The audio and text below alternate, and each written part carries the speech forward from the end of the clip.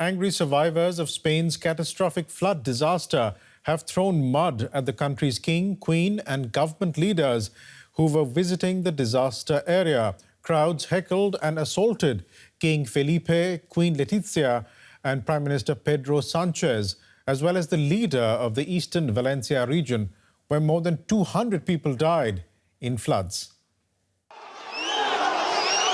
Confronted with anger and frustration, Spain's King Felipe and Queen Letizia visit the town of Paiporta near Valencia.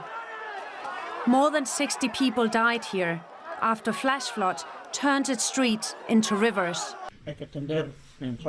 We have to deal with the anger and frustration of many people because of how they've had it, and also because of the difficulty in understanding how the mechanisms and the operation of the emergency response work. A hostile crowd greeted them with cries of asesino, or killer in English, and some protesters threw objects and mud at them, laying bare a mounting sense of abandonment.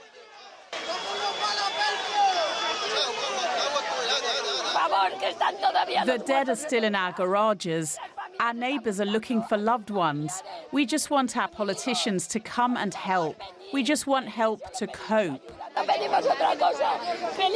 Felipe, you should not feel proud of being the king. You should feel proud of your people who have acted in solidarity with us.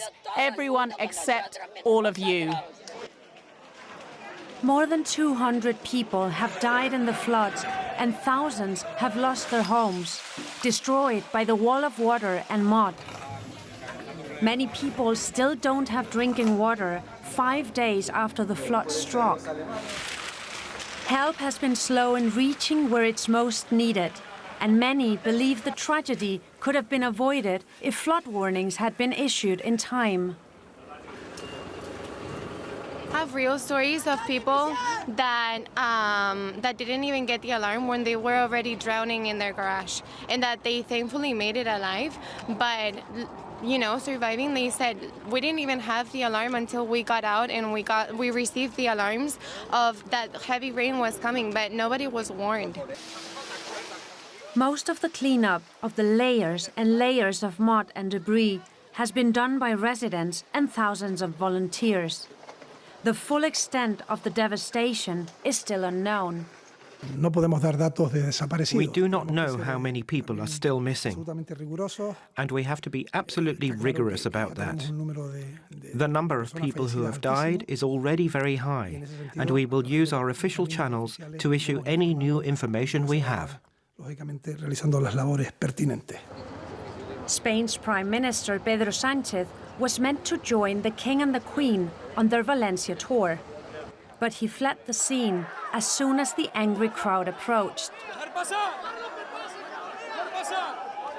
Let's get more on this from journalist Jorge Meliá. Jorge, anger and frustration quite clearly in Valencia. How is the government responding to this? Yeah, it's just complicated to say how the government is gonna answer these people who has lost everything. We have to just imagine that there are completely families that have lost their home, they have lost their businesses. All the towns that have been affected has lost the first ground and the garages of all the buildings. That's homes, that's businesses. So it's unbearable, their pain. As of right now, we have the biggest military display in Spain in times of peace working. Right now, all the task is to find the missing people. They don't want to confirm the number of missing people still. The work is focusing on the garages, on the tunnels, but there is still work on the field and also new problems that will come the few days, like infections and etc. Because we have to think it's 1 week with stock water on the streets, on the buildings. So the authorities are very concerned about also public health. They have all this concern, then why has this response been so poor? Yes, all the protocols will need to be revised, of course. The alerts were sent.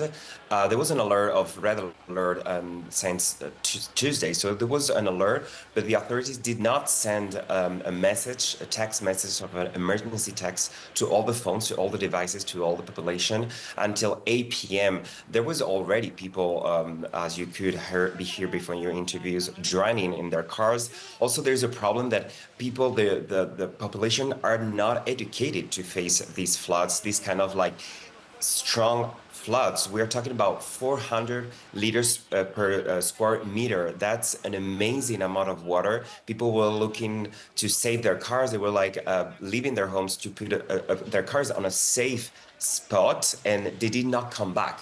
And there's a lot of people who are still missing because they do that. So the people are not, they don't know how to react in that kind of floods. And that, of course, is one of the protocols that we need to be instruct how to face and how to conduct when we have an alert, a red alert, saying that floods are coming.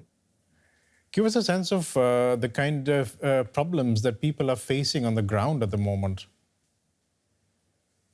Yes, there is a 48 hours traffic restriction to the area that right now we need to leave the space to all the emergency service to work on the ground.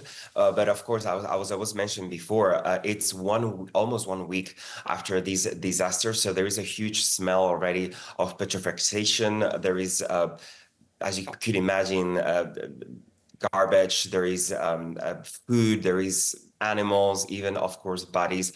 There are already completely making a huge problem of infections in the area. That's why the government wants to say to the volunteers that they need to wait, that they need to go and help, but in a more coordinated system. It's 15,000 persons show up the next day to help. There was the first big reaction.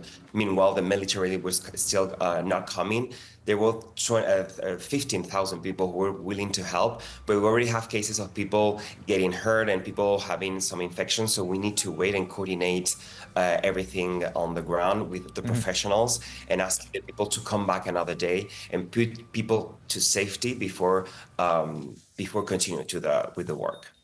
We'll leave it there for the moment. Journalist Jorge Meliá, thanks so much. Thank you so much.